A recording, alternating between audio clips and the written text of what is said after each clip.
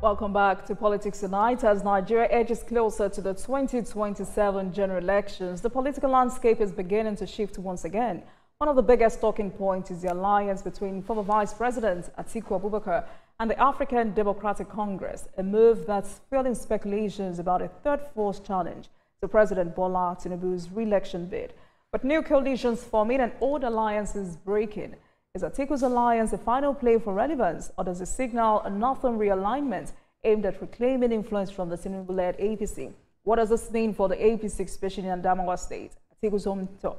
Is the ruling party taking this realignment seriously, or is it just political posturing by a veteran politician or politicians seeking relevance? Today, we speak with the chieftain of the Adamawa APC to unpack the implications of this alleged move to the APC, the strength of Tinubu's chances in the Northeast, and what it means for 2027. Tonight, let's speak with Hammanyero, APC chieftain in Adamawa State. Good evening to you. Thank you very much for joining us on the program. Good evening, Jumoke. Thank you for joining us. So, a new coalition is here with familiar faces, heavyweight politicians who have been, honest with their only goal, which is to unseat the president. Their major aim is to ensure Mr. President does not win the 2027 election because Nigerians are angry. Now, they found a safe haven under the platform of the ADC for now. Now, these men are mostly former allies of the president, former chieftain of the APC. But with the president still, enjoying strong support across key regions and the APC firmly in control, can this coalition really pose a serious challenge? Not really. Not really. And before we get to whether it will pose a challenge or not, I think we should look at the formation of this coalition and then how it started, what has happened in the past months, and where they are now, because that is what will really inform the magnitude of whether they pose a threat or not. At the beginning, when we saw the movement of one of the strong allies of the president in the person of Malam Nasir El-Rufai, who registers his dissatisfaction with what is happening in the party, and he opted out, but joining the SDP. He tried his best to win over some of the big political guys, particularly in the north, to join him at the SDP. We saw his visitations to every corner of the country, particularly to big pillars like Atiku. He went to Jigawa state government and met people like former governor, what's his name? Is it Samini Traki? And then Sule Lamido Sori and the likes. And then again, with their association with other political associations, so many things happen. Some of which, in the beginning, was looking like they have a headway because they agreed that, okay, for us to really defeat the president, we should either go on a search and see the viability of adopting an existing political party, or we should form a new party. Now, but guess what? At the end, they did both. We saw the formation of ADA, yes, it's in the registration pipeline with INEC. They came back with blackmails saying INEC does not want to do this and that. They are impatient. And just 2-3 days ago, we saw the movement of Atiku and some people to ADC. But what did you see happen at the ADC national headquarters?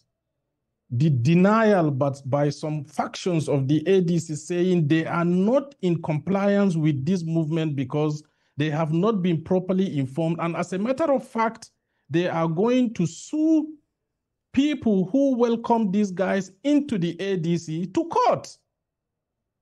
And all right, so Mr. Hammanyero, what you have implied is that you do not see this coalition as a threat. And secondly, even in Adamawa State, today we have seen the ADC in Adamawa State also saying, yes, you are welcome, we are happy, big people like you are coming into our party, but we don't have any leadership challenges, so if you come, you join the queue. Now, that being said, we have no any form of challenge that will pose a threat to the president's second term come 2027. Yes, of course, with big names and big, players like Atiku, like El Rufai in politics and joining ADC, they will play some prominent role in their own respective state, but not to a large extent that it will affect the president's bid in coming back 2027. So I don't really see it as a challenge. Right. So talking about the former vice president, do you think Nigerians still see him as a credible alternative?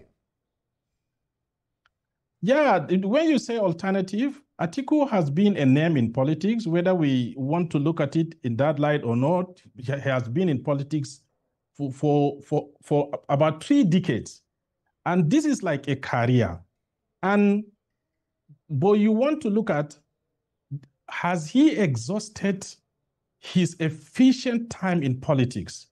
Because whatever you are looking at politically has active periods, and he has been active since the 80s, coming down the 90s, down to 1999 when he won the seat of the governor, but exited it before even he was sworn in and enjoyed the seat of the vice president for 8 years.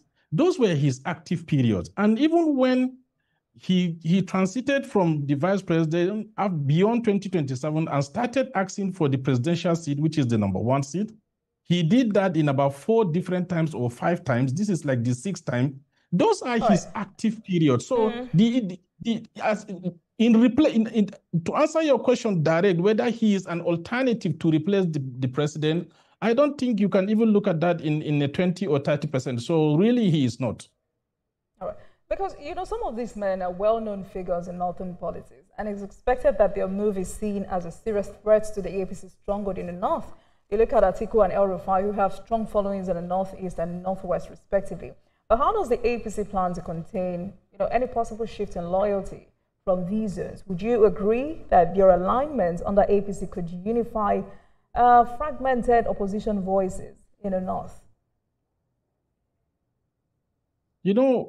We have been doing our very best as a party.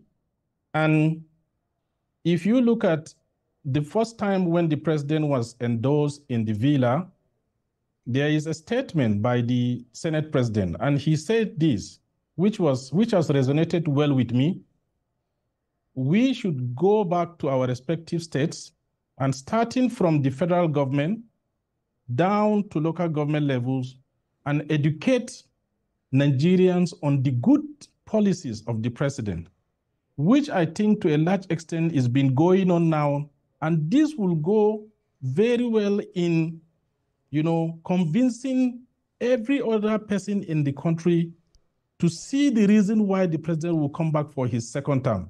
So the chances that has been given to so many politicians in the past, there is no new name. If you look at all these big names we are talking about in politics, there is no new person that has come with anything brand new that we have never seen, or he is a new person. He has this track record that we need to test. They have all been tested. Right. So Mr. Hammanyero, the truth is that's a fact, and Nigerians know, but some Nigerians do not care, and that's the truth. Because if the coalition's agenda focuses on reforms, transparency, and inclusion, areas where APC has faced criticism, for instance, the former vice president had started to speak with stakeholders. In Gombe, he reflected on the country's governance trajectory and emphasized the need for reform. And he has stated his commitment to resisting election rigging and confronting what he described as ongoing governance failures in Nigeria. You don't think those are the kinds of things Nigerians want to hear? How does the party plan to respond to these narratives? I don't know if you know the impact of what the governor of Gombe State has done. He has done so much well in terms of infrastructure. He has expanded the state. He is one of the best governors in the Northeast. And certainly, Gombe State people will want a continuity. And if that being the case, their option is APC. And if they are going for APC, certainly they are voting for the president to come back for his second term because he gave the opportunity. He did so much in terms of erosion control. I have been to the state previously when we went for our Northeast Summit, And I saw how beautifully he has expanded the state in terms of infrastructure and irrigation and erosion control. So he did wonderfully very well. And certainly Gombe State people would not allow this kind of, success to go down, without continuity. And in that case, they will have to go with his recommendation. And his recommendation will be a Tinubu for a second term. And likewise, other states in the Northeast. Look at what Governor Zulum is doing in Borno State. So our challenge is basically, in politics, sometimes you have to be realistic. But what about Kaduna State, where El Rufai still commands respect among Northern youth and technocrats? And talking about that, do you believe his grievances with APC leadership, especially regarding marginalization, are valid or exaggerated? Say again? Do you believe El Rufai's grievances with APC leadership, especially regarding marginalization, do you think these concerns valid or exaggerated? It's somehow exaggerated, because I look at it as his lack of impatience, which exposes him. Because if only he has been patient with the party, he contributed immensely in creating, and also what he has done, prior to 2023 in bringing the president to power. He has contributed a lot, but his impatience led him to doing what he did. And mind you, politics is number. And all the people he has been fighting in the state that were in PDP, have moved back to APC. And if you look at previously the interaction, teams that were coming out from Senator Shehu Sani, who said when he was leaving the party, he left the party with, when he came into the party, APC had everything, but when he was leaving, they lost everything to PDP. And the same PDP guys now that were giving him trouble are now back to APC. So it means they are bringing back glory. Right. So if it still commands respect among Northern youth and technocrats, is APC worried about losing that demographic to the ADC coalition? No. They might get a percentage of it, but not substantially. Because for those who say, of course, I get to this, Hammanyero, because for those who say that coalition lacks structure, yet it involves well-known national figure, isn't that enough to build a strong national presence before 2027? Yeah, they will do their best, but what you'll be looking at is when, for example, now they come into at the national level, they are beginning to have issues and resulting to court. At the state level, for example, in my state, the state chapter is saying we don't have leadership problem. When you come, you queue up, meaning people who has been in the leadership system of the ADC, who contested governor, for example, in the past, the chairman of the party, you have to maintain them because they don't have any issue. And these guys are coming desperately not to wait. They want to take over and achieve their dream, which they said they must unseat the president and send him back to Lagos. This is just like a dream to them. So, and this desperation will not make them stop at anything.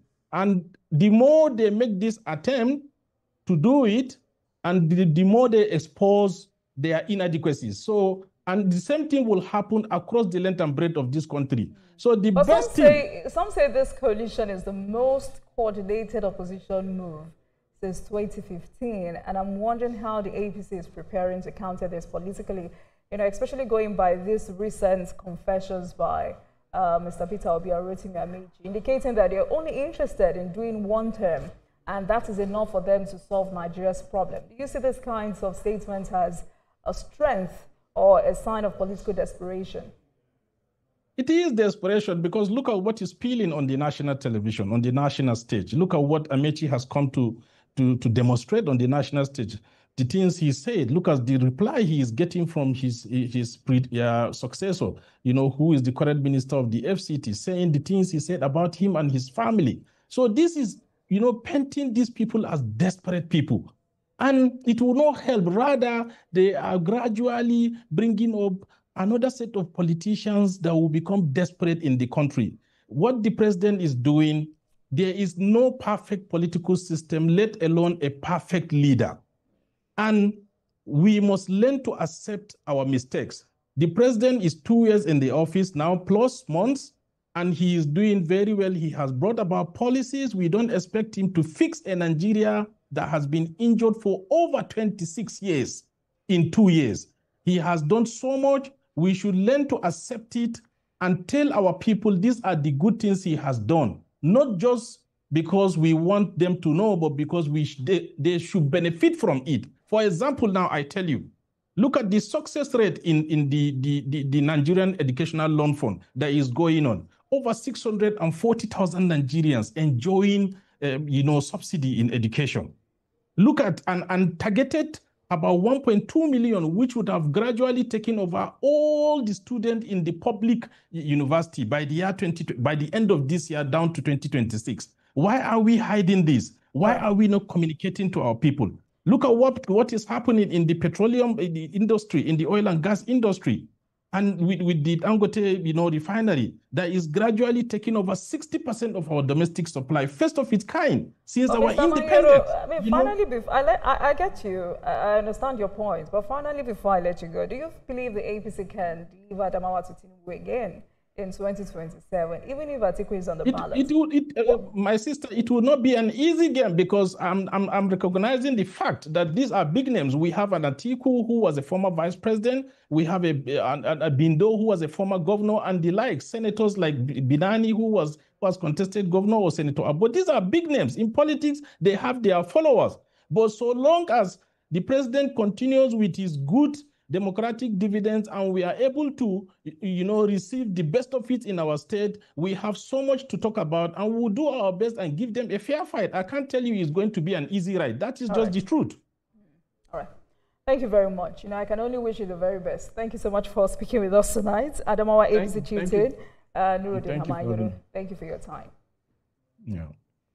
And thank you very much for watching, everyone. That marks the end of today's episode of Politics Tonight. But before we go, let's tell you that the views and reactions of our resource persons are theirs and have no connection with TVC News. Meanwhile, you can watch the repeat broadcast of this episode at 12:30 a.m. Get in touch with us on our social media handles, Facebook, Instagram, and X at TVC News NG and at Olajumoke using the hashtag Politics Tonight. We're also on YouTube at youtube.com/TVC News NG.